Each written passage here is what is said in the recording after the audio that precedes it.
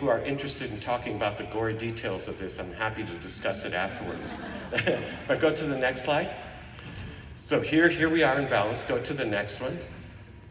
And now, here's what happens in a disease state or chronic. Now, I know we don't want to use the word treating a disease, but what we can talk about in the context of nutrition is returning the cell and the body into balance. And you do that by first identifying those external stressors, right? That's shown up there, again, what we consume. And then our genetic predispositions or genetic weaknesses, that's the genome testing, right? And those coupled together, we can then return, the teeter-totter that's out of balance, we can return it back into balance. Now, the ability to not only identify those genetic imbalances and also identify extremely high-quality ingredients that can address those genetic imbalances is both the challenge and the opportunity for a company like Euphoria.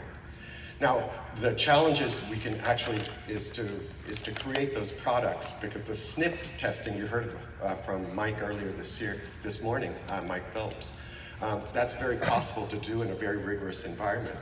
But this ability to now couple genomic testing and then allow precision, this word precision medicine, some of you may have heard. This is what it really means, is to be able to then directly solve a patient's problems or genetic weaknesses. Now that turns out to be very, very exciting for many, many reasons, right? Because it's the first time we have the opportunity to do something individual, that same biochemical individuality that Roger Williams talked about in 1956, or published on in 1956.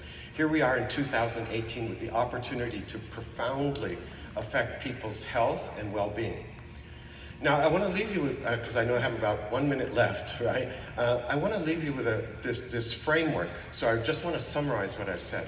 First, we're biochemically individual. We all biochemically and genetically individual, or individualized, as it were. And then second is we are able to measure both the biochemical changes and the genomic changes in our DNA and in each patient. Third, we have high quality ingredients that can attack these genetic weaknesses. Now, and there's a corollary to this final point. It turns out, so people think, oh my gosh, I have this genomic predisposition to Alzheimer's disease, for example, right? Or to macular degeneration, or to high blood pressure. That is not the final verdict. It turns out there's other wonderful published papers by a close friend of mine, Dr. Bruce Ames out at Berkeley, who showed many years ago that you can actually overwhelm a genetic weakness with appropriate nutritional supplementation. His old concept, some of you may have heard of it, it's called triage theory. If you want to talk about it afterwards, I'm happy to discuss the biochemical details of that as well. But this whole idea that you can now treat with nutrition genetic weaknesses in such a way that you can outrightly prevent and or reverse disease. Now that's, again, we don't want to use the word disease per se, but returning the way to frame it to potential patients or physicians is, it's not necessarily reversing disease, but it's returning this body back into balance. Okay, my very last point. We heard one of the speakers talked about structure and function. So it turns out that as physicians, we only do two things. We measure structure or function, right? Whether it's a retina specialist like myself, a cardiologist or neurologist, whoever it is.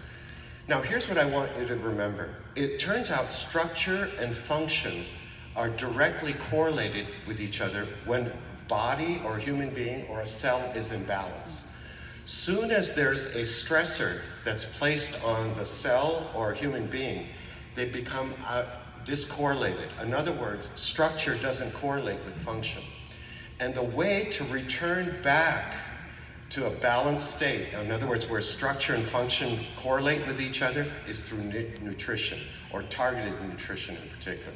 So I'll end on that. I'm happy to chat with other folks. I'm very grateful to being here. Thank you so much.